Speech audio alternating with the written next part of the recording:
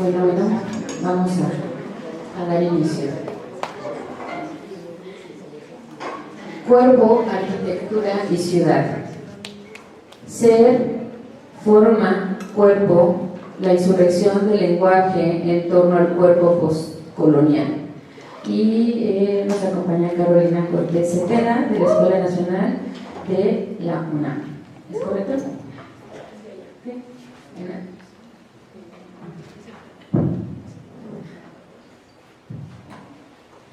Ok, bueno, vamos a empezar. Sí, el título, pues bueno, así como que surge de que en este momento yo me niego a hablar del cuerpo como cuerpo.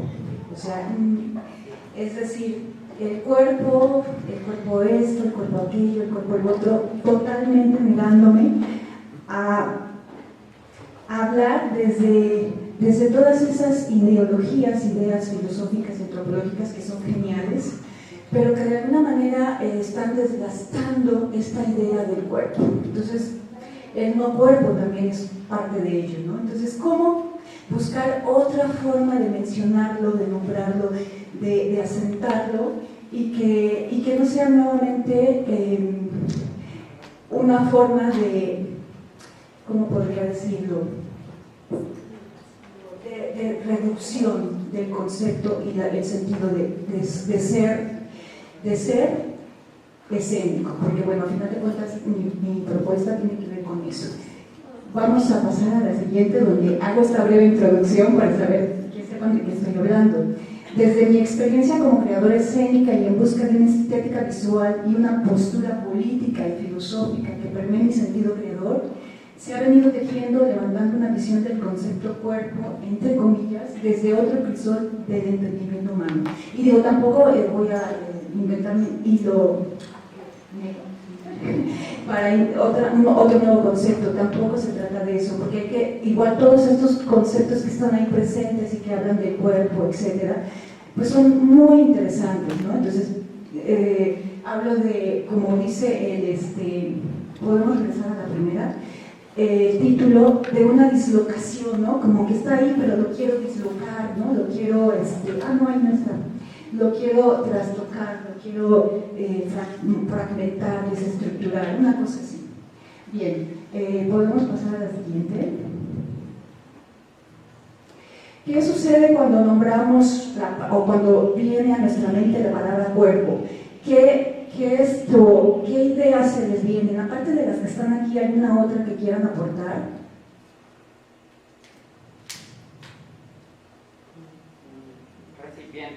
Recipiente, contenedor, ¿no? O sea, también,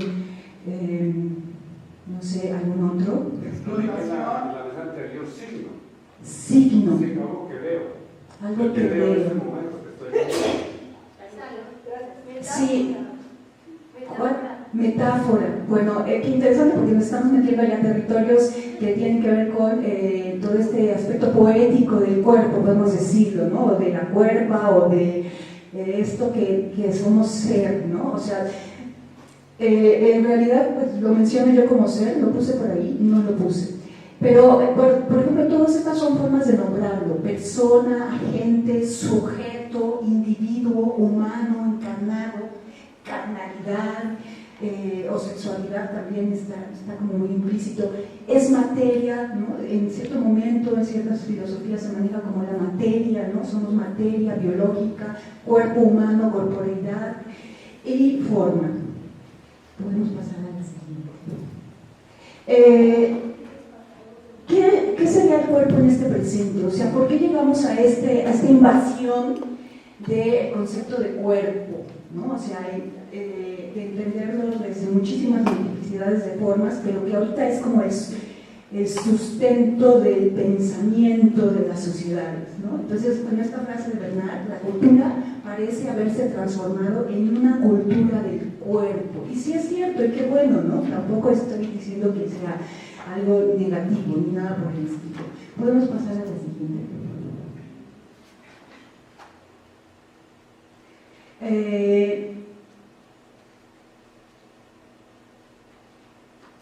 ¿Qué es esto de cuerpo-cultura? Bueno, es esto, podemos decir que este proceso a lo largo de la historia para asentar el conocimiento o conciencia de el habitar el tiempo y el espacio. Entonces, este tiempo y este espacio está determinado por lo social, o sea, invariablemente lo social nos atraviesa. Entiendo el cuerpo de este modo como una entidad que actúa constantemente como medio de percepción y expresión individual de la cultura de referencia y que se encuentra además sujeta a significados cambiantes y variables, permitiendo que lo biológico y lo cultural se entremezclen. Entonces, podemos ir a la siguiente.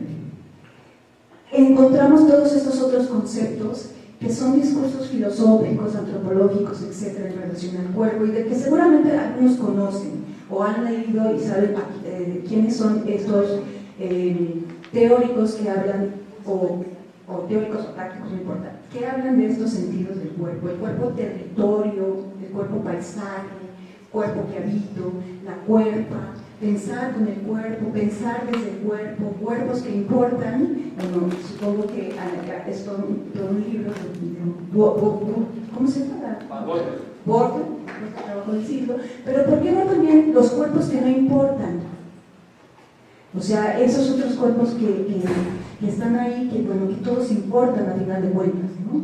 Cuerpo vivido, también todo un concepto filosófico de Leif, la erótica del cuerpo, entre otros. No sé si algunos tienen algunos otros que puedan incluir a esta lista. ¿Nadie? ¿Uno más por ahí?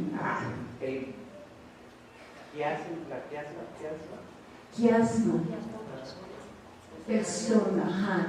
Pero todos estos pues son tratados enormes para poder explicarlos, ¿no? Porque estamos hablando de conceptos que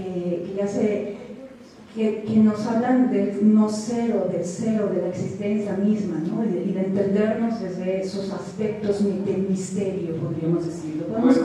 Cuerpos invisibles, por ejemplo. Cuerpos invisibles, ¿no? O sea, que no nos enseñan a ver. Que tiene que ver con la cuerpo, que te enseñan a ver como cuerpo. Sí, lo que queda, la huella, no sé, ¿no? También de cómo se habitan esos espacios, de procesos de pensar el ser, cuerpo. Bueno, algunos de estos así muy breves, que son estas dimensiones del ser, como dice Merleau-Ponty, y dice cómo mi existencia es llevada por el aparato cognoscente que es el cuerpo. Y discursos de cuerpo-territorio. Una de las escalas que nos permite analizar el espacio es la escala corporal, que indudablemente es el primer espacio que nos conecta con el mundo. Y este primer espacio es la frontera de la piel, o sea, esta piel que habito. Vamos a hacer un pequeño ejercicio de cómo es importante, bueno, la siguiente por favor, esta idea de cómo el cuerpo le pertenece y se modifica y podemos decir se conforma un poco como lo que decías del cuerpo oblicuo, vacío, contenedor de algo, pero como también se amolda, ¿no? Un cuerpo que es forma porque se conforma de acuerdo a los espacios que se habitan. Entonces ahorita ustedes están sentados, pero estar sentados es una amoldarme a la silla, o sea, me estoy amoldando. De hecho, qué interesante es que el cuerpo humano, que es otra forma de entenderlo, como humano, tiene esta posibilidad, ¿no? Desde que nosotros nos sentimos, y este proceso de llegar es una locura, ¿no? De cómo llegamos a desarrollar esta columna y llegar a esta posibilidad de estar ahora sentados en esta silla. Pero ¿qué tal cómo puedo habitar esta silla? ¿Qué tal si busco formas nuevas de estar sentado? Si quieren experimentarlo, por favor, ¿qué otras posibilidades yo tengo de estar en esta silla, en esta forma de estar? Pero ¿qué tal si yo trasciendo esa idea de que, porque esto es social, es una forma en la que me conformo dentro de una sociedad que me dice cómo cómo tener una forma de acuerdo a un espacio en el que estoy, que era lo que hablábamos, cómo transgredo esa forma. Sí, tengo otras formas de sentarme, pero justo las empiezo a visualizar como imágenes transgresoras y poéticas que tienen que ver con el proceso creador. Vamos al anterior, perdón, regresamos a la otra. Esto es bien importante. Existen otros sectores que apelan por contenido. Yo lo leí, el cuerpo y el territorio es una postura que rescata las sensorias. Creo que sí, ¿verdad? Yo lo leí. ¿Sí? Ah, ya que sí. Bueno, me gustan mucho estas propuestas nuevas. Bueno, es que la anterior, podemos regresarla, nos habla precisamente de estos cuerpos que apelan a la resistencia y a la reflexibilidad. Y estos cuerpos que justamente se quieren transformar y transgredir y desestructurar, ¿no? De alguna manera. Ahora sí a la cuerpa. Entonces, este concepto de cuerpa me parece bien interesante porque justo nos habla y todas estas propuestas, ¿no? Que nos hablan de lo que queremos ser y de lo que no somos. ¿Por qué somos esto? Y nos cuestionan qué es lo que nos permiten ser y lo que el límite hasta donde nosotros podemos romper esas fronteras para ser ¿qué? Otra cosa. Entonces la cuerpa es una propuesta feminista que apela por deconstruir la visión hegemónica sobre las y los seres humanos y busca indagar en relación cuerpo-territorio desde su integralidad, el cuerpo desde la resistencia y la reflexión o reflexibilidad. ¿Podemos continuar? Bien, a eso nos lleva a la individualidad del cuerpo en el presente. Eso está pasando en el presente. Habitamos un cuerpo desde lo individual. Y todas estas propuestas, por supuesto, tratan de proponer la comunidad, todo lo contrario. Pero estamos hablando de un cuerpo desacralizado. Y esto es bien interesante, porque en la Edad Media, justo era un cuerpo sacralizado. Era un cuerpo que además con la concepción del cuerpo de Cristo unía tanto el cosmos como el microcosmos, en un sentido religioso. Y eso se perdió, por supuesto, podemos hablar desde todo este pensamiento racionalista occidental que va a hacer que se vaya totalmente a la razón y la intelectualidad. Bueno, ¿para qué hablamos de eso si ya lo saben, ¿no? Y lo hemos de alguna manera vivido. La concepción moderna del cuerpo implica que el ser humano se ha separado del cosmos. Ya no es el macrocosmos el que explica la carne, sino una anatomía y una fisiología que solo existe en el cuerpo de los otros. Pasaje de una sociedad de tipo comunitario a una sociedad de tipo individualista, en la que el cuerpo es la frontera de lo personal y finalmente de sí mismo. El cuerpo está planteado como algo diferente de sí mismo. Sí, esto nos enfrenta entonces a la soledad. Podemos continuar. Pero desde estos conceptos que yo quisiera retomar, pues quiero adentrarme precisamente ahora a entenderlo desde conceptos que tienen que ver con la cosmogonía. Y para eso, pues, la cultura prehispánica está llena, y bueno, muchísimas otras culturas. De hecho, la misma cultura occidental, pues estaba presente esto, pero de alguna manera se distanció, y lo sabemos muy bien, ¿no? Todo este racionalismo y este negar el cuerpo, este distanciarnos del cuerpo, pues renunciamos de hecho a esa posibilidad, ¿no? Estos conceptos, como pueden ver, la imagen es muy interesante. Ya no nos entendemos como unidad, pero también nos entendemos desde un concepto de dualidad muy diferente al occidental. Esta imagen que ustedes ven aquí habla de que tenemos muchísimas fronteras, tenemos muchísimas otras posibilidades de ser, entendiéndonos, ¿no? Esto del alma y de la mente y del espíritu, bueno, tiene que ver con ello.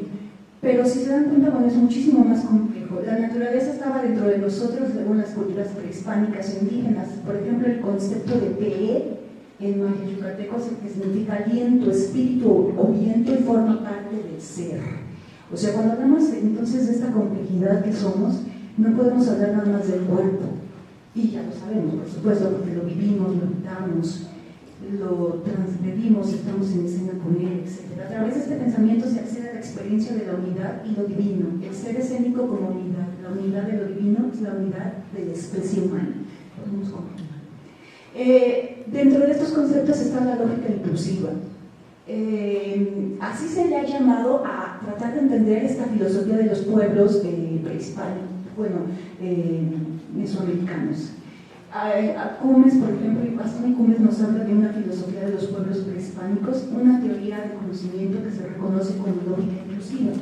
Y yo sé que todavía si hablamos de esto hay como algo despectivo desde el pensamiento occidental, y es como que, híjole, pues es así como sospechoso. Se trata del pensamiento dual del mundo indígena, no un dualismo por oposición entre contrarios como el incidente, sino enlazado en movimiento dialéctico como el yin y el yang oriental. Este pensamiento forma parte de la filosofía de las culturas prehispánicas. La lógica inclusiva nos manifiesta que no hay diferencia entre el humano, el árbol, la montaña, la roca, la nube, el lobo o el ave. Lo único que la diferencia es su forma. Una forma de decirlo es precisamente eso, que somos forma. Y esta forma se va a moldar. Y esta forma además solamente nos diferencia, o sea, es lo que nos diferencia de la otra forma, de la forma de la piedra, del árbol. La doble mirada es otro concepto. La importancia de este planteamiento filosófico radica en que a través de la doble mirada se percibe el mundo de cerca, lejos, de atrás, de adelante, arriba, de abajo, de los lados. Pero después su centro hace posible procesar y conectar la dimensión múltiple y unitaria de todo. El Kab-Awil significa dos rostros, dos formas, dos energías. Kab-Awil es todo, es el tiempo, el espacio, el movimiento del universo. Y esta es una imagen que ellos manejan y que es muy potente, que es el águila.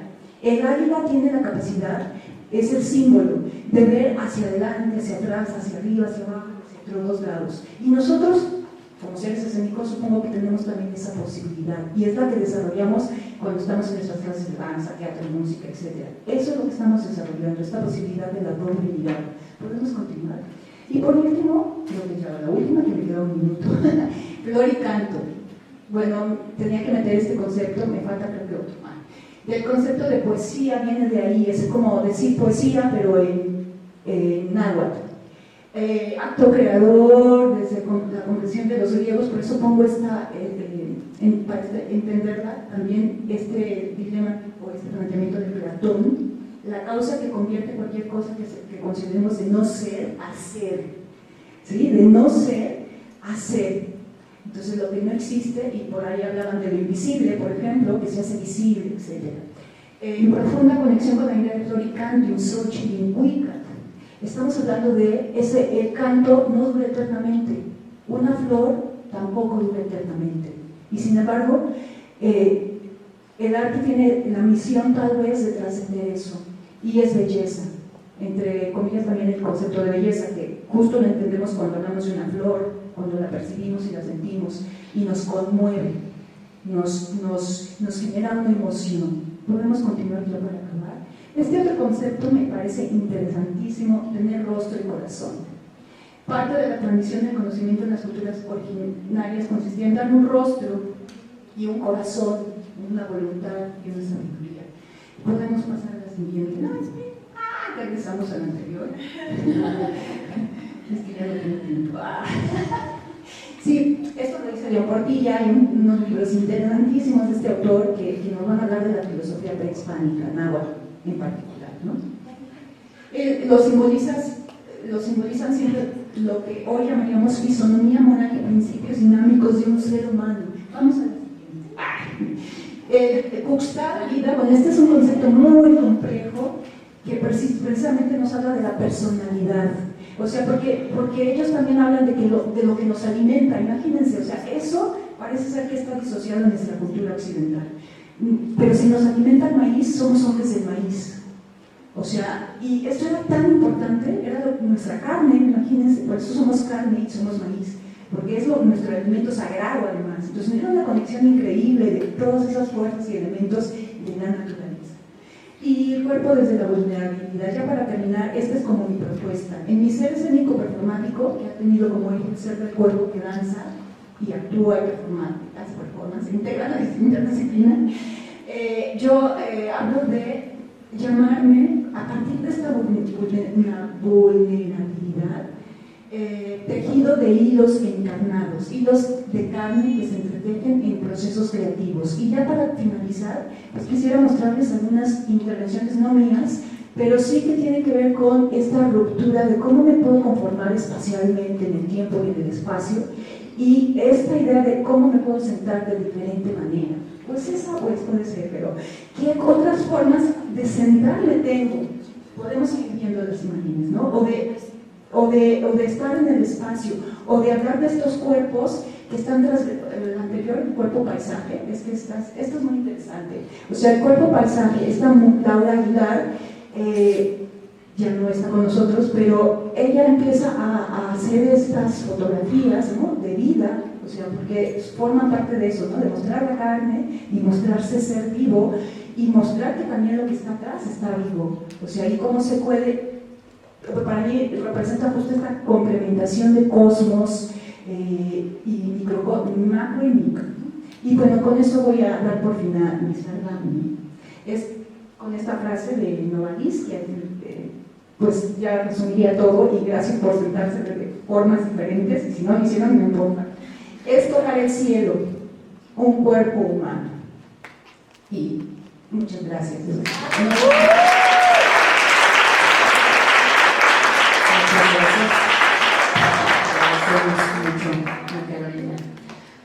Cuerpos en movimiento, la experiencia peatonal para la construcción del paisaje urbano como clave para la habitabilidad de las ciudades. Luisa Melina Cisneros Ramírez, de la Universidad Autónoma Metropolitana, Azcapotzalco, México.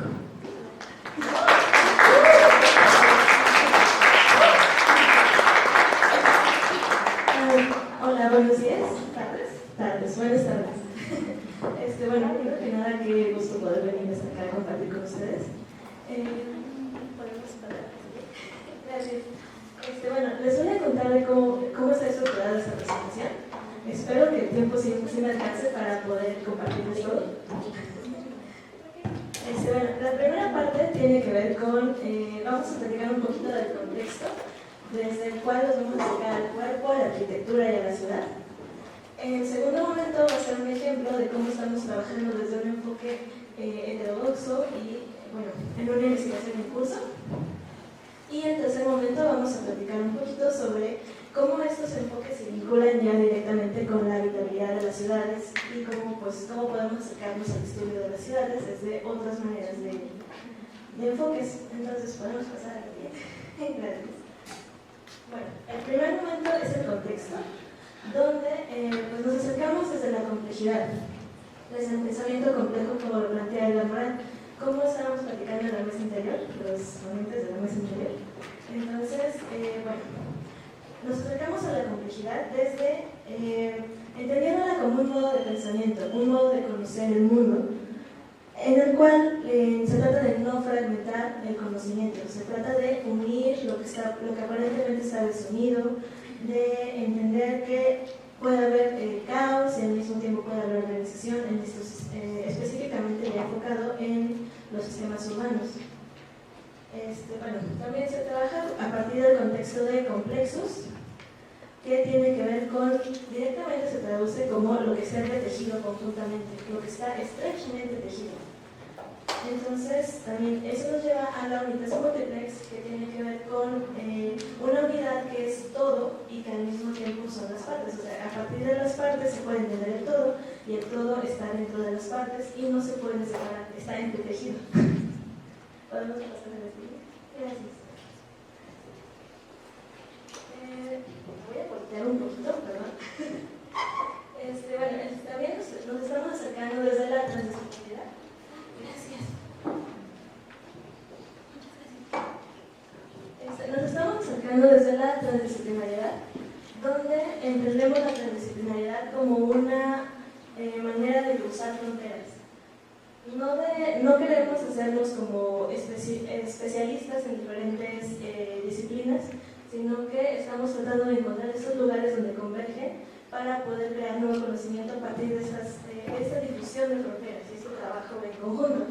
Entonces, los tres pilares de la transdisciplinaridad desde Masaram y Colescu con los que estamos trabajando tienen que ver con la complejidad, que se les mencionaba hace un momento, con los niveles de realidad, que es entender que hay diversos niveles de realidad que operan con leyes distintas entre sí, pero que no se contradicen entre ellos, sino que se complementan y coexisten. También es trabajar a partir del tercero incluido, que tiene que ver con superar esta lógica binaria convencional, donde nada más existe A y A1, A y no A, perdón, sino entender que puedan aparecer diferentes elementos que combinen, que pueden ser al mismo tiempo A y B, o sea, no se contradicen entre ellos. ¿Podemos pasar? Gracias. A partir de la complejidad de cómo lo plantea Edgar Morin, entendemos que el ser humano es un homo complexus, donde el cuerpo del ser humano es una unitas multiplex, que es biopsicosocial cultural, donde se integra tanto lo racional, que sería como el Homo sapiens, que tiene que ver con toda esta dimensión donde hay estructura, hay autorregulación, está el pensamiento científico, y también al mismo tiempo estamos compuestos por esta parte de Homo demens, que son todas las emociones, los deseos, las pasiones, los impulsos, las pulsiones, donde recae todo lo imaginario y lo simbólico, la creatividad y la expresión artística, y también, sobre todo, la memoria emocional y todas estas experiencias subjetivas. También es importante tener presente que hay diversos niveles de realidad en el cuerpo. Está el físico-químico con nuestras moléculas, está el biológico con todos los sistemas que hay en nuestro cuerpo, el psicológico con las emociones y los pensamientos, el social con nuestras relaciones, con la cultura, y el espiritual, que puede ser como religiones o creencias divinas. También está la lógica del tercer incluido presente en nuestro cuerpo, porque el cuerpo es objeto y sujeto al mismo tiempo, es individual y participa de lo colectivo, también es finito y participa del infinito al mismo tiempo. Y pues la complejidad dentro del cuerpo es entender que es un sistema abierto, es autoorganizativo, hay relaciones recursivas entre nuestros componentes, y pues nuestros procesos no son reducibles a las partes de los procesos, sino que se tienen que entender como un conjunto.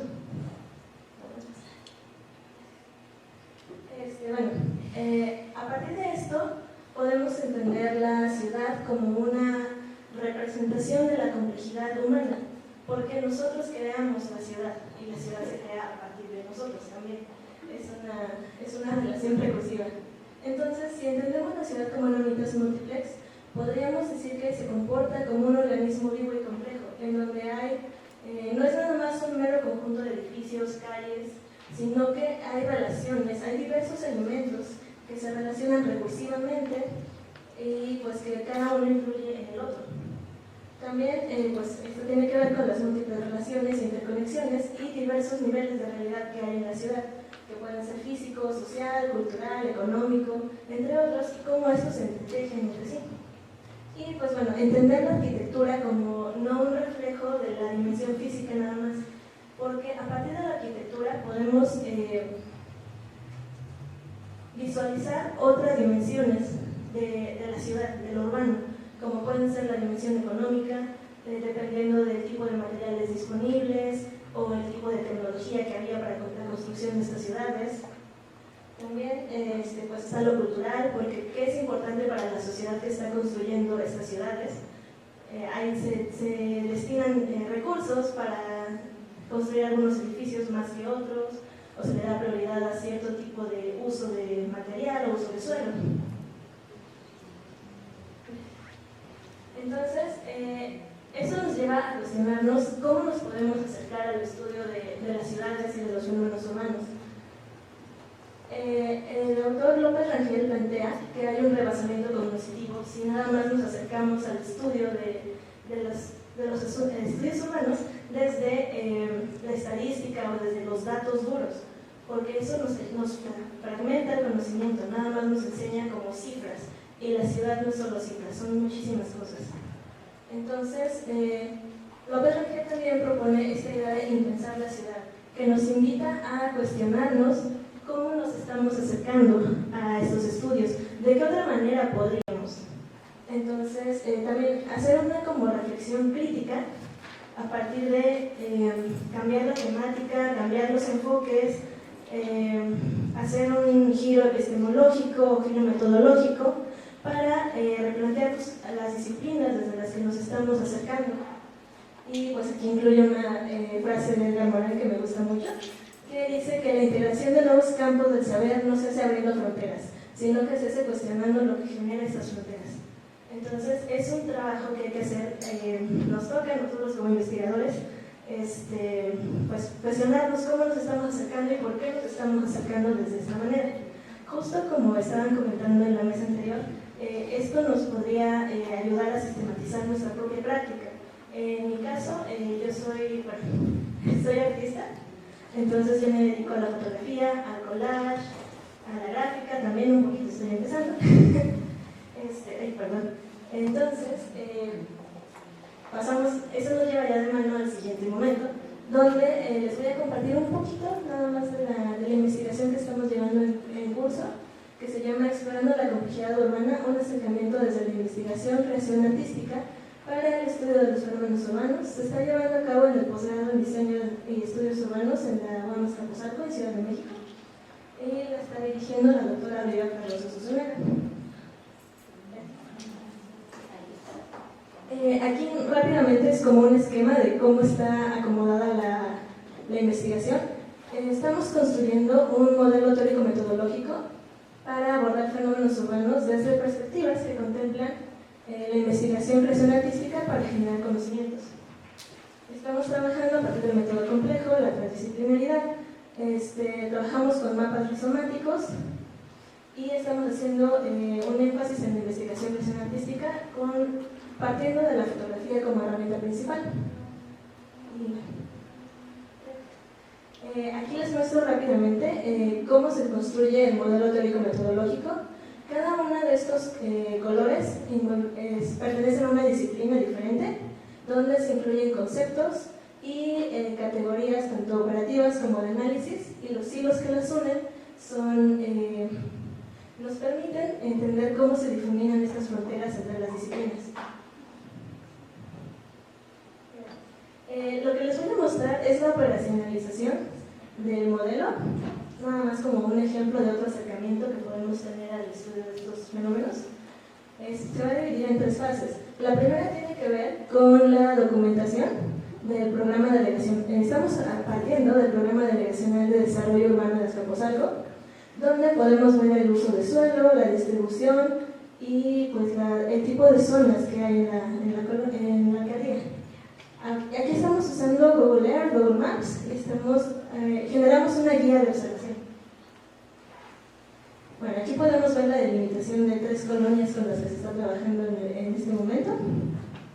Estas colonias funcionan como sistemas complejos, que al mismo tiempo tienen subsistemas y al mismo tiempo están dentro de suprasistemas. La guía de observación está pensada como qué queremos observar en estas colonias, a partir de qué detalles, a partir de qué tipo de información queremos recabar de estas colonias. Aquí se movió un poquito la presentación, pero bueno, el primer resultante de esta investigación, bueno, de este momento de caminar por estos lugares, tiene que ver con definir las fronteras de la colonia, encontrar las avenidas principales, las zonas de difícil acceso y algunos hitos. Todo esto se hace a partir de recorridos de observación consciente en estas colonias, porque una cosa es verlos en el mapa y la otra ya es ir a estas colonias, caminarlas y entender por qué estos límites son los límites de la colonia, o por qué estas avenidas son las avenidas principales, qué hay ahí, cómo se comporta la gente en estos espacios. Bueno, la segunda fase ya implica ir a estos espacios. Aquí nos estamos apoyando en dos maneras de recabar información. Estamos trabajando a partir de la fotografía, donde nos basamos en fotografía. Nos basamos en estas 3 corrientes fotográficas y también al mismo tiempo estamos haciendo un diario de campo. Podemos ir pasando estas, son algunas de las fotografías que he hecho en estos espacios. Y bueno, la tercera fase ya tenemos el diario de campo, donde estamos haciendo fechas, colonia, clima, actividad, tiempo, fines, sentimientos, y pues a partir de recabar esta información, de una experiencia peatonal de recorrer estos espacios, podemos construir nuestra propia interpretación del paisaje, lo que podría resultar en otras maneras de visibilizar la necesidad de la vitalidad de nuestras colonias. Aquí es un ejemplo rápido de cómo se llena el diario de campo, porque es un diario de campo digital. Y estos son algunos ejemplos de piezas que han resultado de estas observaciones. Estas piezas involucran también la experimentación, que también tiene que ver mucho con experimentar con el cuerpo también, porque implica, la mayoría son collage intervenido manualmente, o también se incluye en el futuro un poquito de gráfica. Entonces, esto nos lleva a hablar rápidamente de cómo esto tiene que ver con la vitalidad de los espacios, porque la vitalidad sería un fenómeno complejo, donde pues, una ciudad habitable es aquella que reconoce todas estas características, que reconoce y responde a la complejidad de nuestros cuerpos y que nos permite existir en ella de múltiples formas, apropiarnos de ella de maneras diversas, porque pues, nosotros somos cuerpos diversos. Y bueno, para poder construir ciudades, para poder construir ciudades más habitables, es importante tener en cuenta la corporalidad y la experiencia peatonal de sus habitantes, hacer estos recorridos, porque creo que es algo que se ha perdido bastante. Ya no se recorren las ciudades en bici, las recorremos en auto, las recorremos en bici, pero es diferente, ¿no? Y pues bueno, nos toca pensar la ciudad y sus posibilidades para el futuro. Con esto cerramos las siguientes de bibliografía y pues muchas gracias.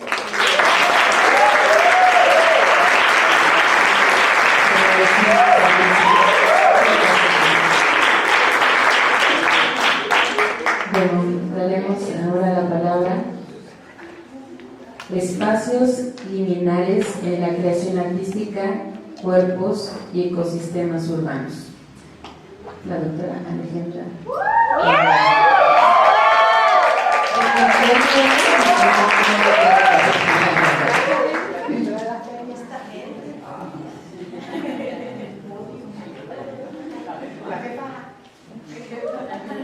Bueno,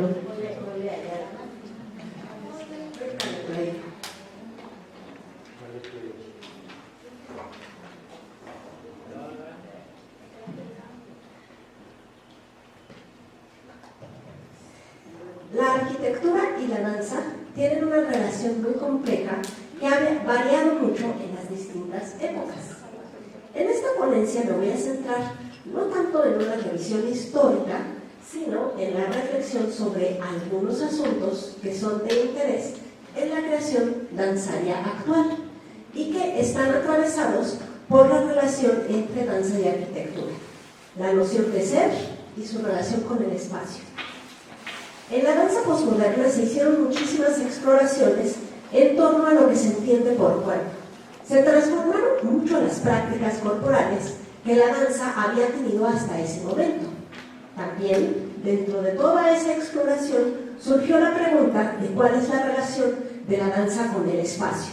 Para poder entender la dimensión de la respuesta que se dio en la danza posmoderna a este asunto, quiero abordar algo que aparentemente no tiene nada que ver con la arquitectura, por lo que precisa para realizarse solamente de un espacio abierto, que es la improvisación de contacto. Esta danza se construyó una noción de cuerpo, una noción de ser que replantea todas las demás relaciones que se pueden entender, entre ellas la relación del cuerpo con el espacio y con la arquitectura. La improvisación de contacto es una danza que surge a partir de experimentaciones que no estaban centradas en la necesidad de crear una obra como producto, sino en explorar corporalmente con diversas maneras de danzar en conjunto. Esta improvisación tiene como principio rector, como su nombre lo indica, que la danza surja del contacto corporal. es una danza que no se entiende si no es en el contacto físico con otra persona. Lo que sucede es que al irse desarrollando esta danza y al irse complejizando estas posibilidades de relación con otras personas a partir del contacto físico, se empezó a generar una experiencia del cuerpo que pone en cuestión esa separación tajante y clara que se tenía hasta entonces de nuestra condición como individuos separados del mundo. En la improvisación de contacto es frecuente experimentar una disolución de los límites de la propia corporalidad. Cuando se baila, uno pone en acción su voluntad al mismo tiempo que recibe la voluntad de la persona con quien se está bailando. Y llega el momento en que esas voluntades se funden y se disuelve la posibilidad de entender las voluntades como separadas. Y llega el momento en que no se sabe quién hizo cuál movimiento. Ahí es donde surge lo que en la improvisación de contacto se llama el tercer cuerpo. El tercer cuerpo no es la suma de dos cuerpos, sino que es otra cosa. Es un estado del ser en el que se entiende que ese es porque el otro es. Esto tiene implicaciones muy importantes en la manera en que entendemos el mundo. Particularmente, la improvisación de contacto desarrolla una comprensión de la relación del cuerpo con el espacio que tiene implicaciones posteriores en las posteriores exploraciones en la relación entre danza y arquitectura, que es el hecho de que nuestro movimiento está determinado por la gravedad. Esto implica que al danzar no se danza solamente con otra persona, sino que también se está danzando con la tierra. Esto quiere decir que el tercer cuerpo incluye a la tierra como ser danzante. Esta es una forma de integrar a todo el planeta dentro de la propia danza y también es una forma de entender que no somos separados del mundo. Quiero relacionar esta reflexión sobre la improvisación de contacto con una noción que plantea Donna Haraway, que es la de simpoiesis, para entender cómo esta comprensión de ser, que nace de la improvisación de contacto, también cambia la manera en que entendemos nuestro estar, nuestro ser en el mundo. Donna Haraway relaciona la noción de simpoiesis con las artes. Esto ha provocado que algunas personas que nos dedicamos a las artes le prestemos atención. Sin embargo, es una noción que viene de la biología y que replantea, al igual que lo hace la improvisación de contacto, cómo se entiende a los seres. La biología inicialmente se centraba más en la descripción de los seres como individuos y no prestaba tanta atención a cómo los seres, cómo son sus características morfológicas de los seres. Y en realidad están ahí esas características porque estos seres están en un ambiente en particular. Es decir, que la noción de simpoiesis permite analizar a los seres de manera integrada a su ambiente. Y por otro lado, esta visión esta otra visión antigua de la biología que estudia a los seres de manera aislada como individuos. Donna Haraway extiende esta noción de simpoiesis a los seres humanos para desarrollar la conciencia de que somos seres integrados y determinados por nuestro ambiente. Para ella, hacer simpoiesis desde el arte es una forma de generar la toma de conciencia de nuestra injerencia en el ambiente y viceversa. La noción de simpoiesis nos puede servir para poner nombre a esa manera de comprender a los seres danzantes como integrados a su ambiente, es decir, como parte del espacio, y nos da la posibilidad de estudiar no solamente las características del movimiento, sino la relación de la danza con el espacio, dentro de lo cual está la arquitectura.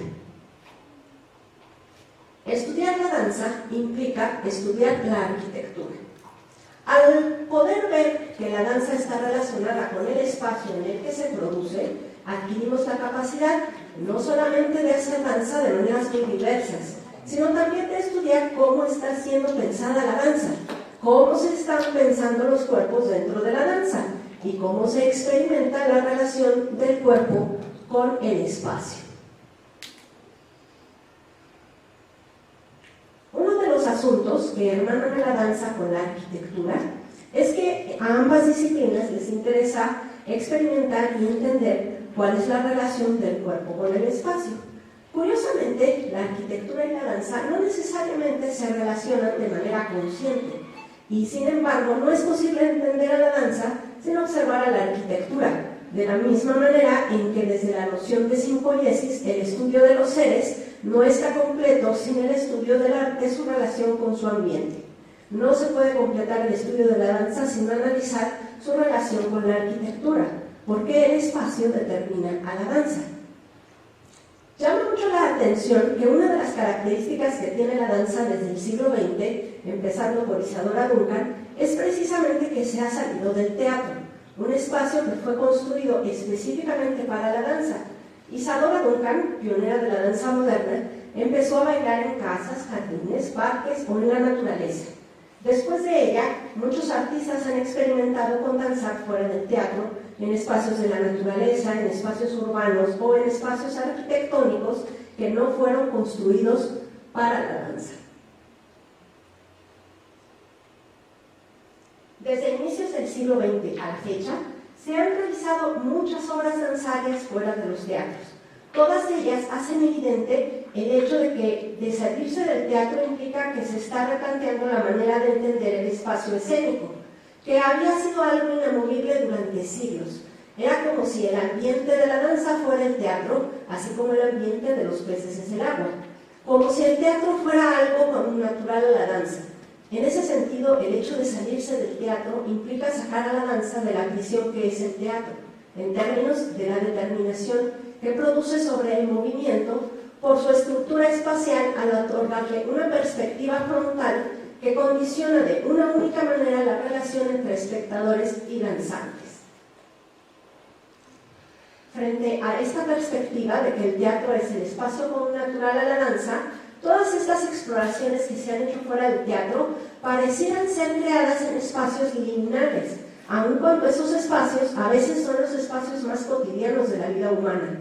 Incluso en la denominación que se tiene para nombrar a estas obras como aquellas realizadas en espacios alternativos, se pone el énfasis en que son danzas que no son hechas en el lugar que de suyo les correspondería. En ese sentido es que propongo replantear la noción de espacio escénico para poder entender todas estas danzas que se generan en su propio ambiente, que es el ecosistema urbano. La noción de ecosistema habitualmente es utilizada para estudiar la naturaleza. Sin embargo, las ciudades están habitadas por muchos seres, además de los seres humanos, y pueden ser entendidas como ecosistemas. Pero además, los espacios en que vivimos, incluyendo en ellas las casas, edificios, calles y parques, entre otros, forman parte de ese ecosistema y determinan la forma en que viven todos los seres dentro de las ciudades. Los espacios arquitectónicos y los objetos que utilizamos en la vida cotidiana determinen el modo en que se constituye nuestro cuerpo. Si pensamos que el ecosistema es el sistema de relaciones de un conglomerado de seres y su espacio, el ecosistema urbano incluye a los seres humanos y no humanos, pero también a la conformación física de los espacios que desde el urbanismo y la arquitectura se han construido para ellos.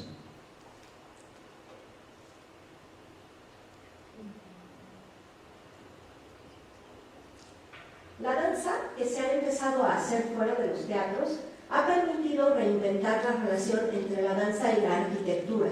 Se ha desarticulado la subordinación que tenía la danza con relación a la arquitectura al adaptarse a la estructura espacial del teatro, que han generado otro tipo de relaciones más experimentales entre danza y arquitectura. En algunas de estas exploraciones, la danza se ha ocupado de resignificar el espacio arquitectónico cuando intervienen en edificaciones que no fueron pensadas para la danza. Relaciones fuera de lo cotidiano entre danza y arquitectura.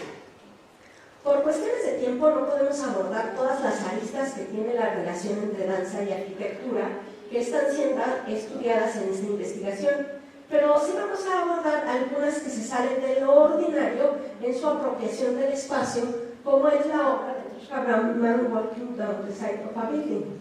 En esta obra, un hombre amarrado por un arnés desciende desde la parte alta del edificio, caminando por el costado del mismo hasta llegar al suelo. Esta obra fue pionera de todo un movimiento que se ha generado posteriormente, en el que la danza se ha vuelto vertical. Esta danza se reconoce como danza aérea, que en vez de ser hecha sobre un suelo horizontal, se realiza sobre una superficie vertical. Man Walking Down the Side of a Building no tenía como propósito desarrollar la acrobacia, sino poner al cuerpo en una situación en la cual la experiencia previa sobre lo que es caminar fuera puesta en pausa. La búsqueda de Trisha era una exploración muy distinta a la que se hace en la danza aérea. Sin embargo, es un antecedente de esta porque permitió concebir que el escenario pudiera ser vertical.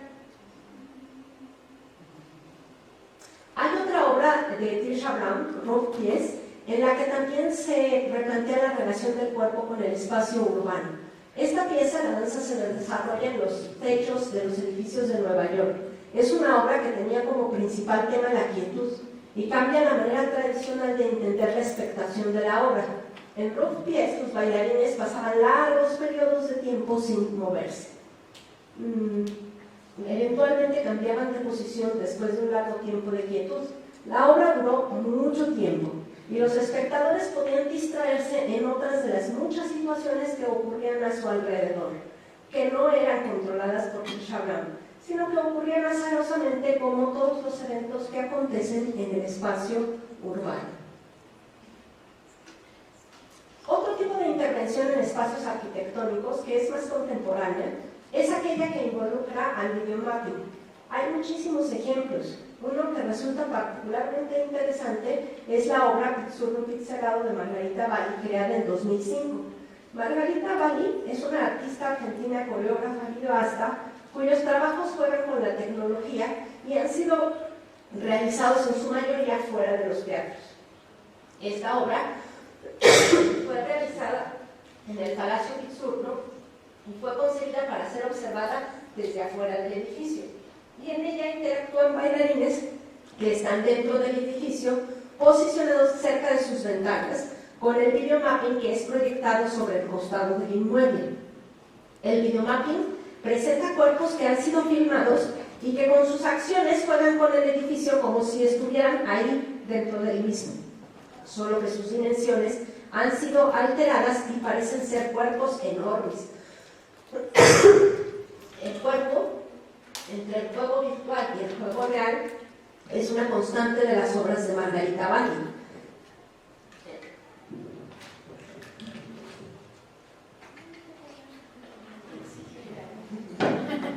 Dentro del desarrollo que ha hecho la compañía de danza aérea Vándalo, la danza se ha convertido más en una suerte de acrobacia que se construye a partir de cambiar la superficie de la danza a una vertical.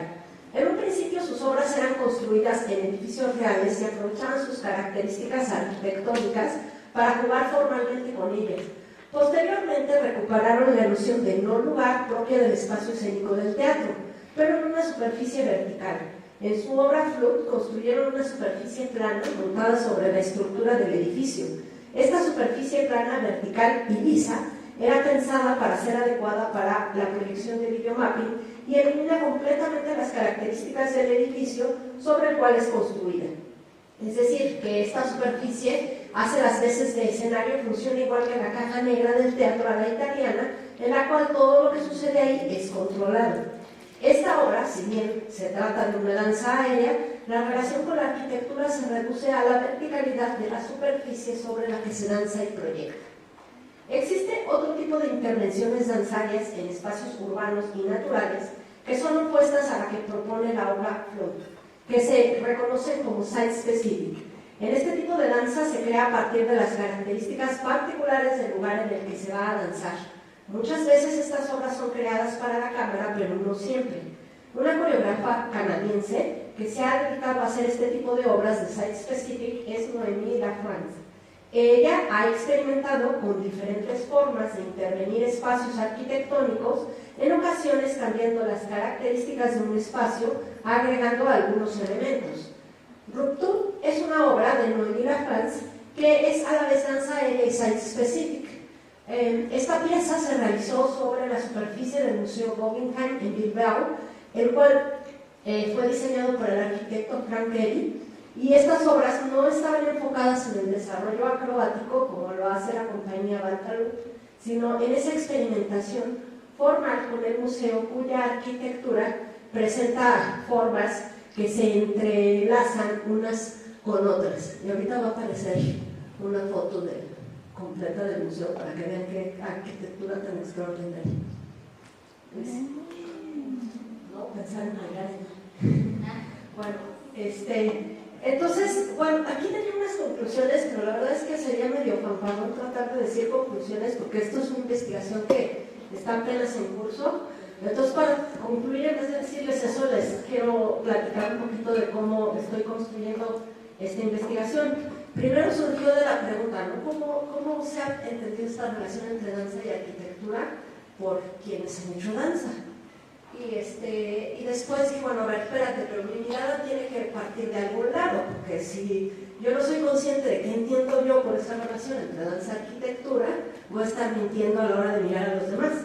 Entonces, pues empecé a ver lo que pienso, ¿no? Y apareció esta idea de que el espacio, pues determina cómo somos, ¿no? Y apareció porque yo hice mi propia casa, ¿no? La diseñé, la construí. Y cuando la primera vez que me metí a mi casa para dormir en ella y iba a vivir ahí, me di cuenta de que la casa era como yo.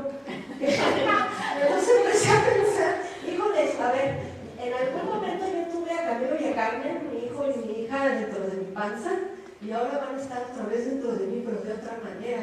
Y bueno, ahí empezó todo ese viaje, que en realidad el espacio en nosotros. Y bueno, cuando estás dentro del edificio que diseñó otro, es un poco como hacer improvisación de contacto con ese otro. Y bueno, ahí empezó todo este planteamiento. Y luego ver cómo abrir todo el panorama y tratar de ver todas las obras que me fueron posible ver en donde había esta relación entre danza y arquitectura y tratar de dilucidar desde la obra qué es lo que están pensando otros artistas sobre esa relación. ¿No? Y eso es lo que estoy haciendo ahora, preguntarle a las obras cómo piensan estos artistas su relación con la arquitectura, ¿no? Con el espacio y con el cuerpo y todas esas cosas que no se pueden separar. Muchas gracias.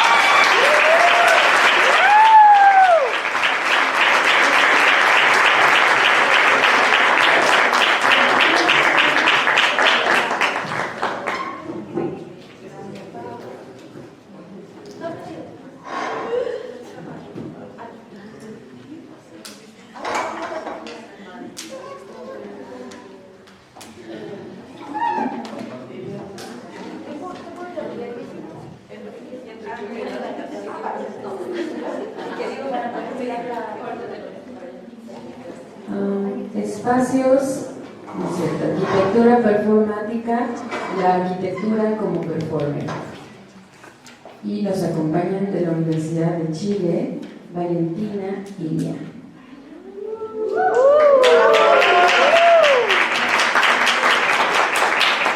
Hola, buenas tardes, muchas gracias. Bueno, soy Lía Miraji, mi compañera Valentina Pérez.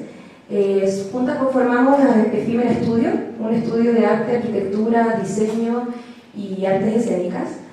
Situamos esto, les damos esta introducción para que se entienda desde dónde nos posicionamos como arquitectas, ambas somos arquitectas, pero nuestro quehacer ha sido enfocado en estos ámbitos y personalmente he trabajado con teatro, en dirección teatral, también desde un enfoque de site specific, el uso de espacios no convencionales, cómo se relaciona el cuerpo con distintas arquitecturas que no estuvo pensada para que sucediera el hecho escénico, o el acto escénico, o el acto teatral también.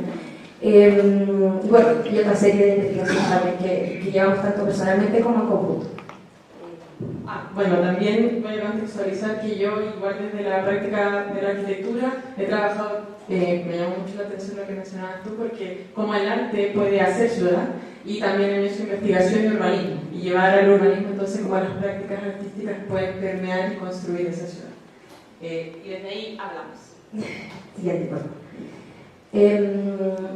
No, está esforzada. Lo que pasa es que está doble, o sea, se están mostrando dos páginas de la vida. Tiene que salir la presentación como presentación claro, de una página. Desde una. A ver si la ponemos así. Ahí está grande. Creo que en visibilización arriba. Estaba en visibilización. Sí, antes. no, pero hay como que hay una configuración que dice una página o dos páginas. A ver, Arriba, en visibilización, lo de diseño. Arriba donde está la manzana, lista previa, archivo, edición y visibilización. Visibilización. Ahí sí, creo que ahí se puede configurar. Sí, abajo tienes como seleccionada más arriba, está el título. Más arriba. Una página, como dice la página. Más. Más arriba, más arriba. Una página. Ahí sí. Bueno, sí. Como les comentábamos, bueno, nosotros venimos a presentarles un concepto que estamos desarrollando, que es arquitectura performática, y también desde nuestro hacer, en el fondo lo configuramos a partir de 4 ejes, de cómo entendemos la ciudad como la ciudad sensible, de cómo entendemos el cuerpo como un cuerpo sensible, tanto cuerpo social como cuerpo de arquitectura, y también a partir de la construcción de atmósferas y rituales urbanos. Siguiente, por favor. Siguiente. Entonces, bueno, para poder entrar en la arquitectura performática, primero, siguiente, vamos en el fondo, explicarles desde dónde entendemos la relación de arquitectura y cuerpo. Nuestra conexión con el mundo está dada porque nos posicionamos en el mundo por medio de nuestro cuerpo. Y nuestro contacto con el mundo es a través de las partes especializadas de nuestra membrana, como mencionaba también nuestra compañera al principio, que es decir, a través de nuestros sentidos. Que generalmente hoy en día lo que predomina es el sentido de la visión, sin embargo entendemos y nos relacionamos con el mundo por medio de los distintos sentidos, por todo nuestro cuerpo. Entonces el cuerpo es nuestro lugar de percepción, de conciencia, de pensamiento, de memoria, es el que reafirma nuestra existencia.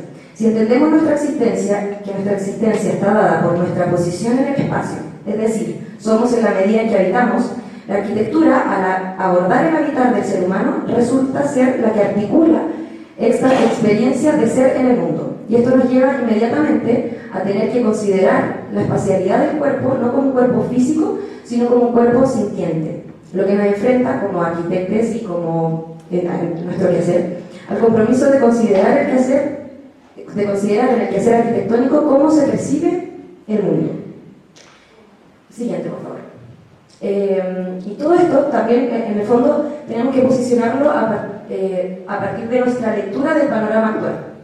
No veo muy bien, pero ¿se puede adelantar, por favor? Gracias. Entonces, nuestra lectura de la problemática actual es que nos encontramos frente a un sistema económico y frente a una revolución digital. Un poquito más para abajo, por favor. Donde, para hacer una reducción y una síntesis, sabemos que esto hay muchas capas, pero el foco va a estar, que vemos es que el modelo económico capitalista genera relaciones de funcionalidad, aparecen nuevas tecnologías, lo cual también lleva a tener una producción en serie. En términos de arquitectura, empieza una reducción de los metros cuadrados para también poder dar acogida a mayor cantidad de habitantes en las ciudades. Existe una reducción del diseño, hay una erosión en el diseño, que tiende a relacionarse con la industria de la imagen en un lenguaje homogéneo, se tiende a erosionar todo el contenido del quehacer arquitectónico también. Y por otro lado está la revolución digital, que tiende a deslocalizar el cuerpo.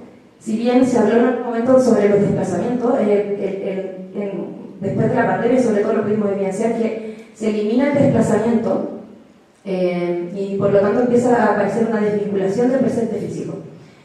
Todo esto lleva, siguiente por favor, todo esto lleva a nuevos modos de habitar.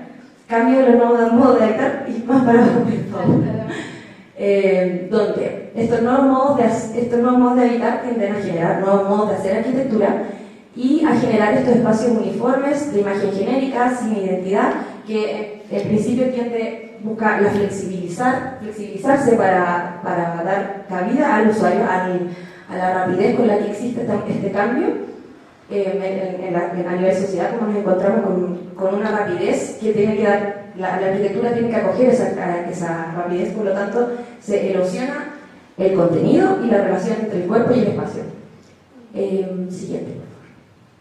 Esto lleva, por tanto, a una reducción de la experiencia arquitectónica y del habitar. Y puedes hacer suma, saca un poquito más. Eso, gracias. Siguiente. Y en esto entonces aparece cómo la arquitectura cumple, tiene responsabilidad en esto, tiene responsabilidad en nuestra relación entre el cuerpo y el espacio. Y vemos la oportunidad de entender desde el concepto de atmósferas cómo se puede trabajar en la relación recíproca del cuerpo consciente, sintiente, y el espacio. El siguiente, Bueno, y desarrollando un poco esta idea del concepto de atmósfera, lo entendemos que es ese espacio donde sucede la interacción entre el cuerpo y el espacio, pero es ese espacio más intangible, el espacio de las emociones, de las sensaciones, que mencionaban también en la mesa anterior. Y entonces, ¿cómo se produce ese lenguaje? ¿No? ¿Cómo entendemos que ahora el cuerpo puede ser espacio y el espacio también puede ser una arquitectura? Entendemos que la arquitectura se comunica con nosotros y el cuerpo también a través de sus emociones y sensaciones se comunica con la arquitectura, generando entonces esa unidad, que lo que permite es entendernos en la medida que habitamos en ese espacio, que es activo, que está vivo, que no es un espacio solo para contener, sino que es un espacio que se afecta y se ve afectado a través de la relación. El espacio se comunica con nosotros y nosotros también podemos recibir esa comunicación y afectarla. En ello también, aquí, bueno, no creo que alcancen a leer, pero en ello hay investigaciones desde la arquitectura que entonces quieren dar cabida a esos conceptos que no tienen que ver necesariamente con la materialidad, con lo tangible, sino que qué pasa con el equilibrio del espacio, qué pasa con la luz del espacio, cómo el espacio comunica y se relaciona con otros cuerpos, la intimidad, cómo se percibe la intimidad dentro del espacio y cómo entonces el espacio nos permite sentirnos íntimos, sentir que podemos habitar de una manera o de otra. Bueno, el color de los cuerpos también, todos esos elementos que muchas veces son intangibles y como decía mi compañera en el recorrido de la arquitectura, se ha generado esta homogenización de los espacios que lo que hace es como vaciarlos de sentido. Y entonces ahí tenemos como desde Peter Zumthor y el estudio de las atmósferas estos componentes arquitectónicos espaciales que apuntan a esta ciudad sensible. Es la siguiente. Bueno, como mencionó Lía en un comienzo, nosotros estamos desarrollando este concepto entonces de arquitectura performática y desde ahí la performance, que también fue algo que se habló el día lunes, es como este ojo metodológico, es lo que nos permite habitarnos de diferentes saberes y construir este quehacer rescatando cómo hablamos de cuerpo o de espacio desde varias perspectivas. Y en ello también, bueno, estudiamos a Diana Taylor y a entender cómo la performance desde este acto político permite generar alteridades en el espacio. Y son esas alteridades entonces las que cuestionan nuestra relación con el mismo. En el fondo, Carolina mencionaba, siéntense en la silla de diferentes maneras. Nosotros también hacíamos un ejercicio a estudiantes de arquitectura y les decíamos, dibujen una escalera y digan 3 maneras de utilizarla que no sea la que todos conocemos. Y ahí es donde se produce esa deconstrucción de ese habitar como tan homogeneizado que tenemos y aparece todas las sensaciones, aparece la sensación de gravedad, ¿no? O sea, la silla es como súper estable, sabemos cómo sentarnos, pero ¿qué pasa si empezamos a explorarla desde otros espacios? Y en ello también, porque les vamos a presentar la investigación que permitió llegar a este concepto de arquitectura performática, la performance también, además de percibirse como este acto político que cuestiona las realidades, ¿no? Y que genera actividades en los espacios, también se entiende como un ritual. Y es desde ahí, desde este espacio liminal que también mencionaba, cómo entonces habitamos ese espacio liminal y nos cuestionamos desde ese lugar. El ritual entonces acciona a un grupo de personas en un espacio determinado, donde el espacio es leído a través de este ritual desde una perspectiva sensible, tiene condiciones específicas, el espacio también se viste desde ese ritual y el cuerpo también lo recibe de esa manera. Entonces se produce esa relación sensible que genera un hito que es ritualizado y que luego, cuando el ritual desaparece y las personas desaparecen, queda esa huella ahí, intangible, que permite evidenciar esa relación. Siguiente, por favor. Entonces, aquí nosotras, por eso desde la arquitectura, investigamos las artes escénicas para abrir ese cuestionamiento de cómo entendemos el espacio. Y desde la performance, entonces, pueden evidenciar y reforzar esa relación cuerpo-espacio al construir instancias intermediarias efímeras en los territorios, porque también se habla mucho, ¿no? de que las ciudades son móviles, nos entendemos desde el movimiento, entonces tampoco podemos estatizar nuestras experiencias en el espacio, donde los cuerpos pueden romper entonces con esas estructuras impuestas, generando una posibilidad de integración de las artes a la vida cotidiana, como también permitiendo entonces esas alteridades en el espacio. Por eso, desde ahí podemos decir que la arquitectura se puede percibir como un cuerpo performer, ¿no? Que entonces empieza como a quebrar esas estructuras impuestas y empieza a incitar e invitar a sentirse como desde la sensibilidad, a comunicarse con los cuerpos sociales o los cuerpos humanos. Y entonces tiene esta posibilidad de mediar y activar esta relación nuevamente cuerpo-espacio. Y ahí también hacemos como un tejido con la vinculación entre arquitectura y arte medial, llevándolo al concepto inicial de mediar, de la medialidad, de que somos medio, ¿no? De que somos un lugar donde pasan cosas y como la arquitectura también es un medio que recibe información y como el cuerpo también la puede transformar. Entonces, la arquitectura nos permite relacionarnos con un otro a partir de un dispositivo, de ese mediador. Y ahí también entendemos la interdisciplina como un modo de operar en contexto, situarnos desde una visión amplia, más holística de la arquitectura y entonces de cómo habitar. Entonces ahí también posicionamos al cuerpo y a su hábitat sensible en los territorios. Entonces la arquitectura la empezamos a definir como este dispositivo espacial, como otro cuerpo más que acciona, reacciona y se modifica en interacción con el cuerpo social, que en el fondo nosotros que trabajamos también con bailarinas, desde las artes escénicas, nos preguntábamos, ¿por qué dicen cuerpo social? ¿A qué se refiere cuerpos? Y desde la arquitectura necesitábamos como definir que había un cuerpo material, el cuerpo arquitectónico, y entonces el cuerpo social era el cuerpo de nosotros, de los seres humanos, para que pudiésemos llamarle también a la arquitectura cuerpo, y al cuerpo también territorio.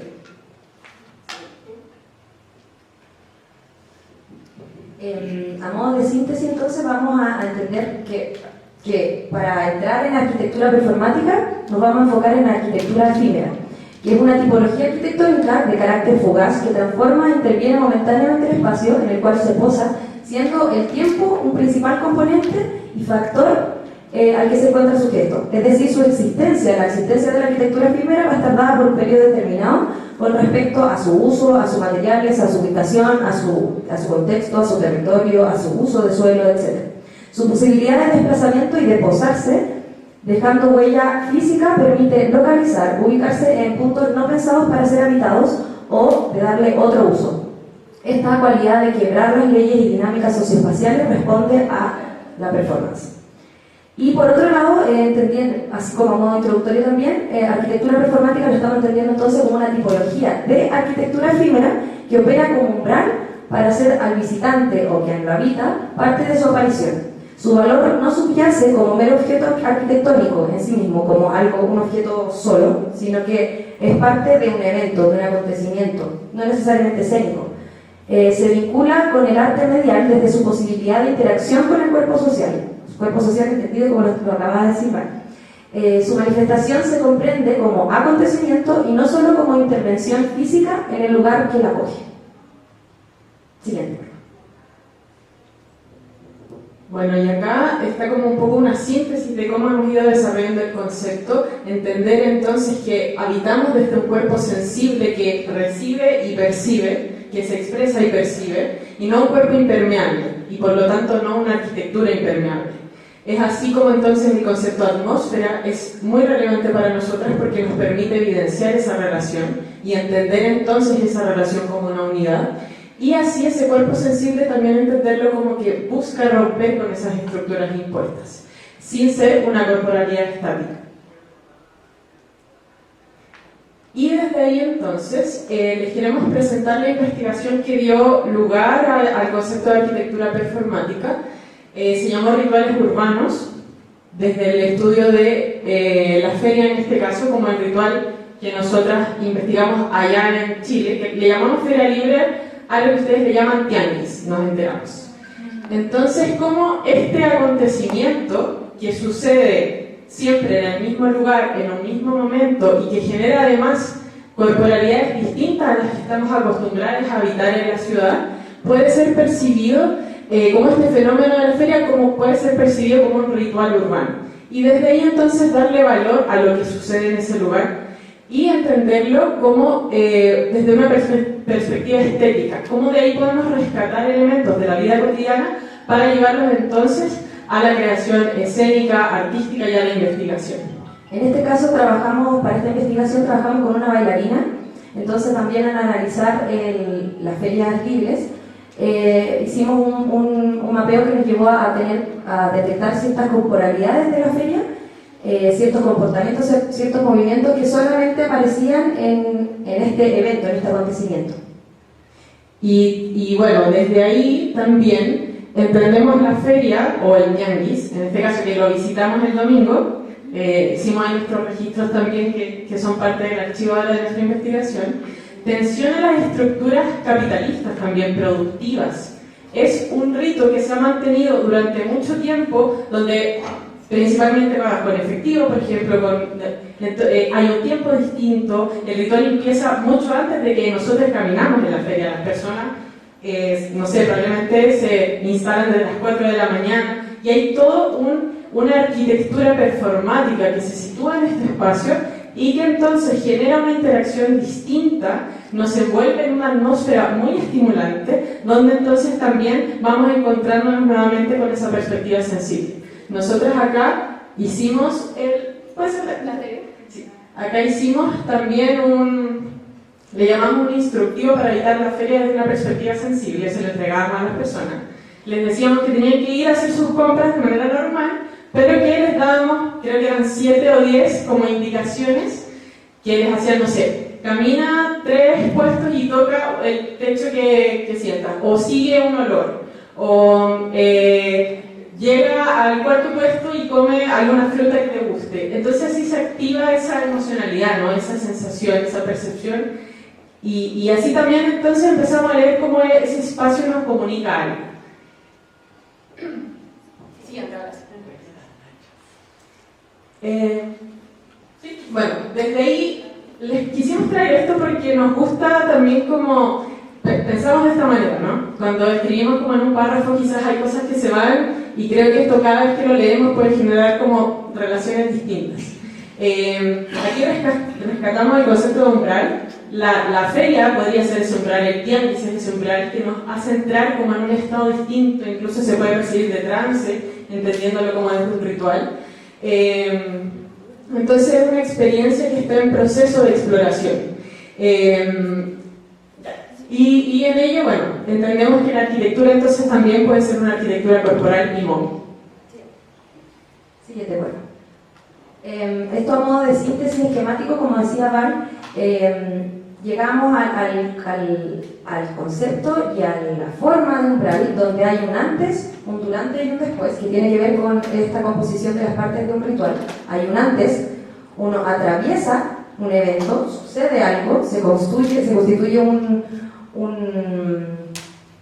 momento transformador, y al traspasarlo, yo soy otra persona. Existe en el fondo un momento, un traspaso y un medio que deja una huella. Yo ya no soy la misma que estaba antes de pasar, por ejemplo, en este caso de la feria. Sí. Bueno, un poco de lo anterior, del esquema anterior. Gracias. Ahí también con el concepto de la huella queda una huella en los cuerpos sociales, en los cuerpos humanos, pero también queda una huella en la arquitectura, en ese espacio, en esa calle donde se habitó la feria. En la ciudad. En la ciudad, sí. Claro, entonces la idea de la huella también a nosotros nos resulta interesante porque es eso, algo intangible, eso que pareciera que no podemos ver, sin embargo deja mucho desde esa experiencia sensible con los territorios.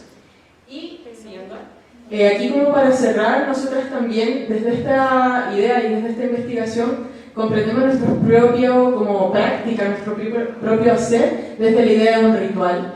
donde hay entremedios, donde entramos en una reflexión de algo y donde aparece otra cosa, donde aparece el evento, el territorio, y donde también existen entonces estas reflexiones simultáneas, efímeras en el territorio, que para nosotras también resultan modos de hacer, como la huella y los hitos, tanto desde la perspectiva urbana, pueden retroalimentar nuestra investigación.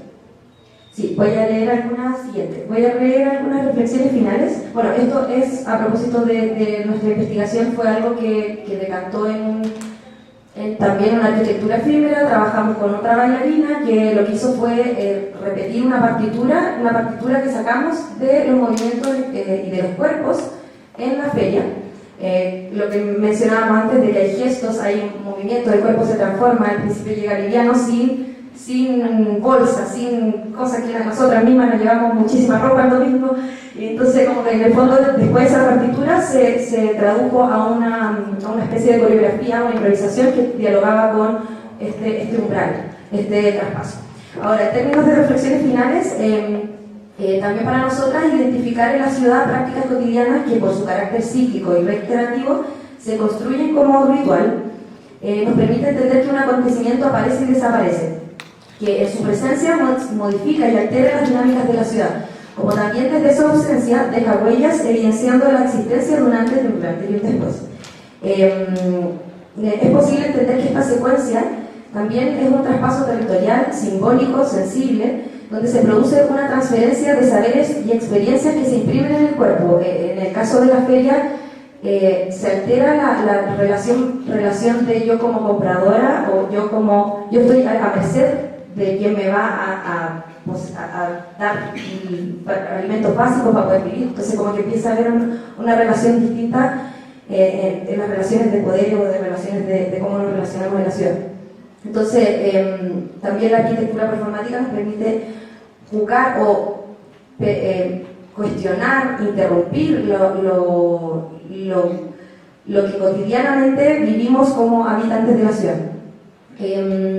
Y a partir de eso también nace la pregunta de cómo hacer visible lo intangible, pasar desde lo conceptual a identificar y delimitar un territorio donde tiene lugar un espacio liminal. Para nosotras también la elección del fenómeno de la Feria Libre tenía que ver con una lectura de un fenómeno que pasa de manera distinta en Latinoamérica. Y esa también es una postura, desde dónde nos posicionamos, desde dónde vamos a leer esa relación de nuestros cuerpos, de la arquitectura, de cómo opera el habitante de la ciudad, pero desde como latinas, como latinas. Y por otro lado también, no sé cómo entender el tejido de quehaceres. Nos interesa también desde la interdisciplina, de la transdisciplina, desde las múltiples disciplinas, tejer, entender cómo los quehaceres nos aportan desde sus distintas miradas, como tú decías, no hacerse el experto, sino entender cómo podemos aportarnos y construir desde la individualidad, que hoy día se habla mucho de lo individual, lo colectivo, y pasar de estas distintas escalas, pero en el fondo volver a esa unidad, a entender esa escala de que nos componemos.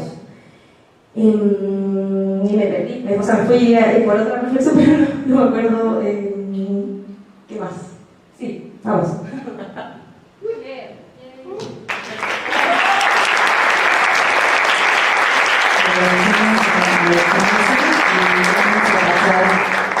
Directamente a las preguntas y espero respuestas, posibles respuestas.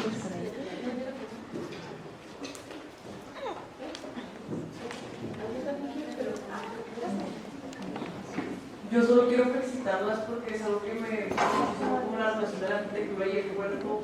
Es una de las áreas que me interesa mucho porque justo no, o sea, cada vez se ve como la inclusión de la arquitectura como algo como meramente capitalista, como meramente un espacio, pues sí, de material, pero justamente cómo se convive, cómo se hace danza y cómo se crean todas estas cosas, pues me pareció hermoso, bellísimo. Luego lo de la feria, me acuerdo que la Cristina, el tianguis, la vaca, y pues nos estaba como muy emocionada escuchándolas y solamente agradecerles por compartirnos todos sus estudios que están haciendo referente a esto y pues muchísimas gracias.